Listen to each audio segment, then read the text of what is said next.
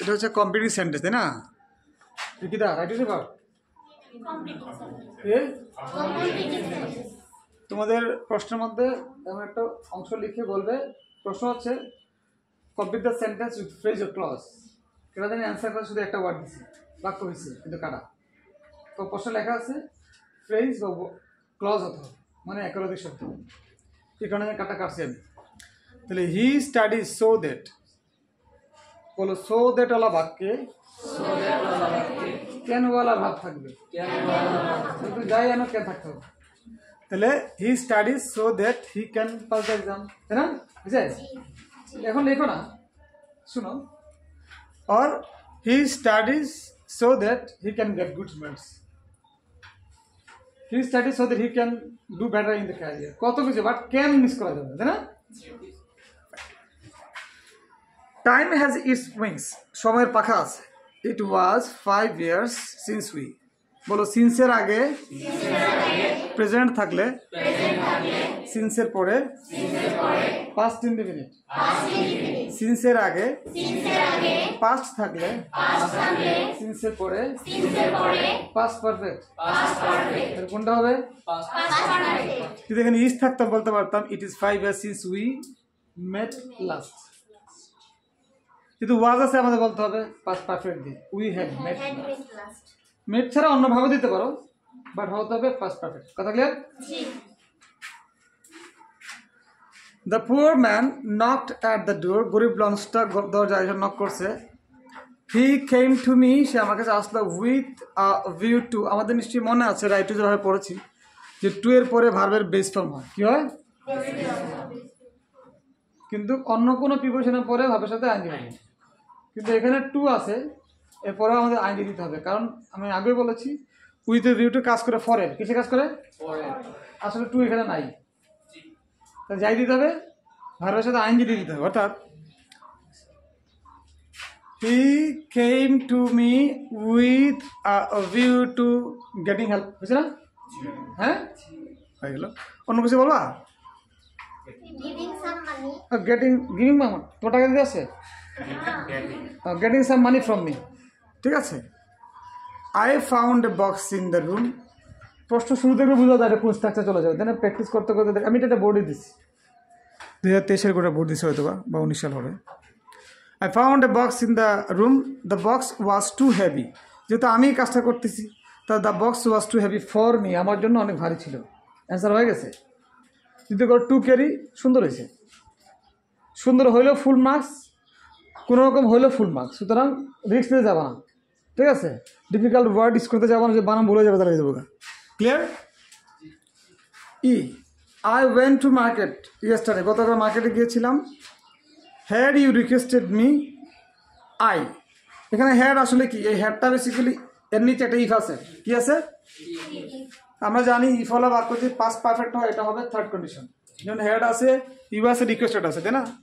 তাহলে থার্ড কন্ডিশনে would have বলা বাক্য কি হবে? উড হ্যাভ বলা বাক্য। আমি নাম দিচ্ছি ফিউচার পাস্ট পারফেক্ট।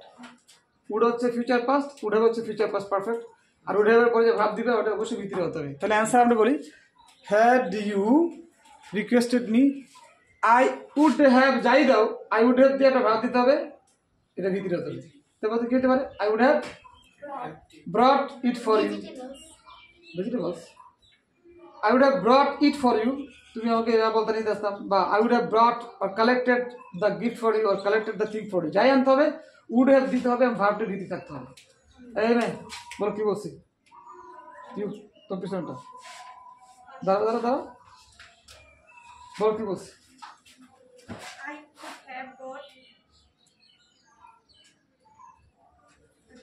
তুমি দাঁড়া থাকো, রেকর্ড করতেছো, তোমার দেখাইতাম না, আমি তোমার ক্লাস দেখাই না, বোর্ড দেখাই। কনসেন্ট্রেশন দাও। তাহলে কি হচ্ছে, আমি রেকর্ডে যাচ্ছি তোমাদের জন্য, অর্থাৎ তোমার জন্য পরে আবার কথাগুলো শুনতে পাবো। তাহলে it's the best, this is the best use of modern technology. ক্লাসে বলে গেলাম সাধারণ কিতাব কইছে, তোমার লেখার দরকার নাই, এটা গ্রুপে দিয়ে দিলে তুমি বারবার শুনতে পারবা। তো কোথায় ছিলাম? এর লেগে কি অমনোযোগী হচ্ছ? হ্যাঁ, do not worry about me, আমার জন্য চিন্তা করো না, I dash after I have finished my study. এটা একটা স্ট্রাকচার আছে, তোমরা শুনছো বা পড়ছো দেখছো। পারফেক্ট টেন্সের। সাধারণত আফটারের পরে পাস্ট পারফেক্ট থাকে। সাধারণত আফটার পরে আমি বলবো আফটারের পরে পারফেক্ট থাকে, আফটারের আগে ইনডিফিনিট থাকে। ঠিক আছে, বিফোরের আগে পারফেক্ট থাকে, পরে ইনডিফিনিট থাকে। তাহলে এটা যদি ফিউচার ইনডিফিনিট আছে, সরি প্রেজেন্ট পারফেক্ট আছে, এটা হবে ফিউচার ইনডিফিনিট। তাহলে ফিউচার ইনডিফিনিট পরেই কিন্তু প্রেজেন্ট পারফেক্ট হয়, হোয়াট এভার। তাহলে আফটার পরে প্রেজেন্ট পারফেক্ট থাকলে আফটার আগে সাধারণত প্রেজেন্ট ফিউচার ইনডিফিনিট হবে। ঠিক আছে, do not worry about me, I will take my medicine after I have finished my study. Okay, do not worry about me, তোমরা যেটা দিছো ওষুধের কথা বলছো, কারণ I don't know. Do not worry about me, I dash after I have finished my study. হয়তো মা ছেলে কথা বলতেছে, হয়তো মা বলছে খাই চুটনি খাইলাস, কিন্তু বলছে do not worry I will take my meal after I have finished my study. মানে একটা বাক্য দিলে একটু এটা যেন লজিক্যাল হয়, বোঝার চেষ্টা করবা। Number G, they are very hard working, তারা অনেক পরিশ্রমী। If the bank gives them loan on easy term, সহজ শর্তে যদি ব্যাংক তাদেরকে লোন দেয়, দে ডট ডট, বুঝাই যাচ্ছে তারা লোনটা ফিরিয়ে দিবে।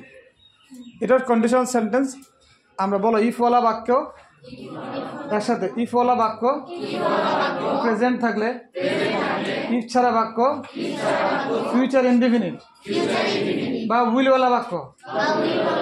ইফওয়ালা বাক্য পাস্ট ইনডিফিনিট হলে, ইফ ছাড়া বাক্য কুডওয়ালা বাক্য, কুড হতে পারে, কুড হতে পারে, মাইট হতে পারে। ইফওয়ালা বাক্য পাস্ট পারফেক্ট হলে, ইফ ছাড়া বাক্য উড হ্যাভ ওয়ালা হবে বা ফিউচার পাস্ট পারফেক্ট হবে। যারা আমার মাস্টার গ্রামারটা পড়েছো তারা বুঝতে পারো what is future past perfect. Anyway, তাহলে কি হচ্ছে এখানে, if the bank gives them loan on easy term, তাহলে ফার্স্ট কন্ডিশন, তাহলে they will return it very soon, নাকি or they will be able, যাই করতে হবে উইল ওয়ালা বাক্য দিতে হবে। কি দিতে হবে? উইল আর মে কেন একই কথা, সেগুলো দিতে পারো। কথা ক্লিয়ার? এই 8টার মধ্যে কোনো প্রশ্ন আছে? যারা উত্তর করেছো কিছু কিছু ভুল গেছে, clear? Thank you very much.